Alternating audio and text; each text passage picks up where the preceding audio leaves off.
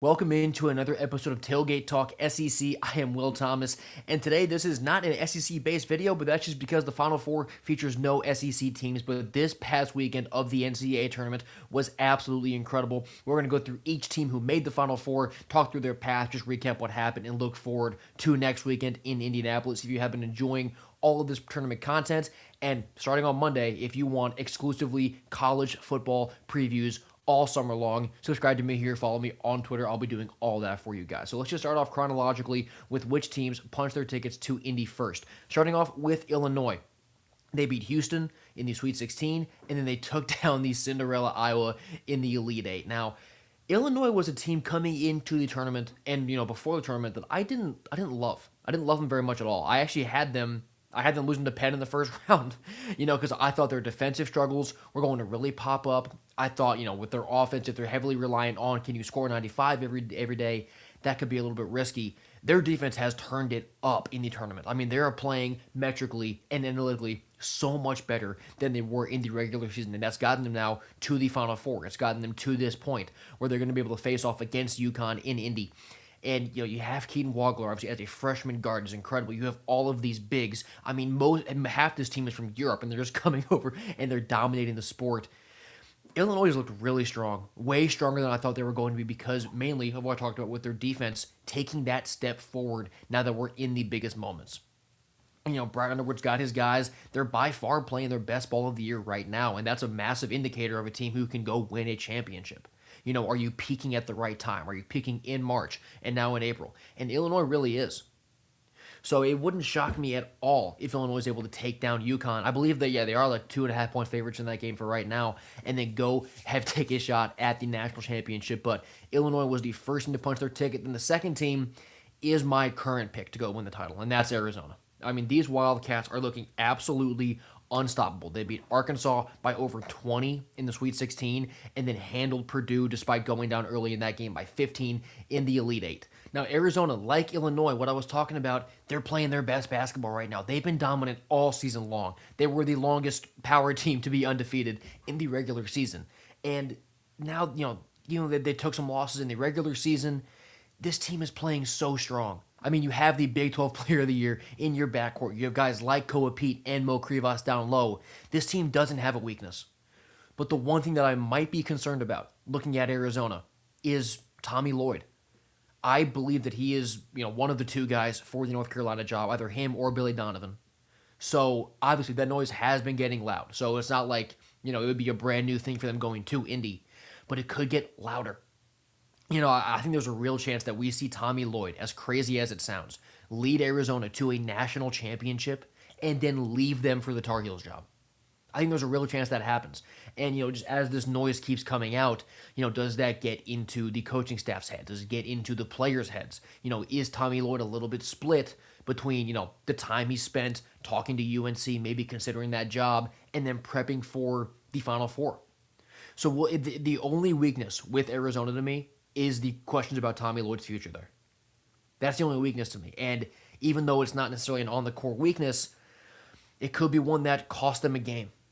If the team isn't preparing right, if they're not focused, if they're unsure about the future and they're not locked in for even just 2 minutes on the court, that could cost them a championship. So we'll see what happens. I think when it comes to being on the hardwood, Arizona is the best team, and they're my pick right now to win the championship.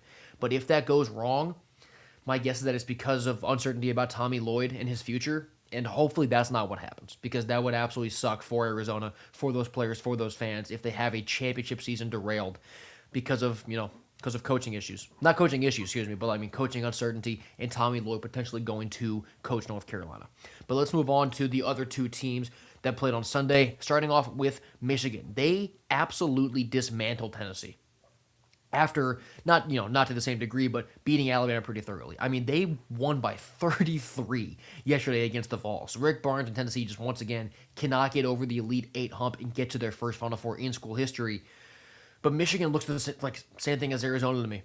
Where there's not really a weakness on the court. I was worried about them losing LJ Cason a while ago when that happened to the torn ACL, but they've filled that gap pretty well. They haven't, when he first went down, there were a few games where you could kind of tell they were missing a piece, but it seems like they've really, they've rallied, they figured it out. Now they know what to do without LJ. And this Michigan team, led by Axel Lindenborg, who, maybe he's, some people have their opinions on him, but as a ball player, he's really damn good. Guys like Ade Mara are just sitting there, taking care of the rim, taking care of the paint, game in, game out. There's not really a weakness on the hardwood with Michigan either. So Michigan and Arizona as the first game in the Final Four is, or maybe it's the first game of the second game, I'm not sure. But getting Michigan and Arizona head-to-head against each other, I mean, there's an argument that that's the national championship. I have a hard time believing that the winner of that game isn't the odds-on favorite to go win the title then on Monday. But Michigan bounced back really well from losing the Big Ten title game to Purdue. They've looked unstoppable this entire tournament. And the final team making the Final Four, I mean, this UConn game last night against Duke, down by 19 to arguably the best team in the country, in the Blue Devils, who had the National Player of the Year in Cameron Boozer, who have John Shire as their head coach. To come back and win that game is unbelievable. Shooting as bad as they did from three for the entire game is unbelievable. And obviously that last play, I talked about it on my socials. It's the same thing as Kihei Clark in Virginia. Duke had a timeout, and there were only 10 seconds on the clock. There was no threat of a backcourt violation. You don't even need to advance the ball. The game would end.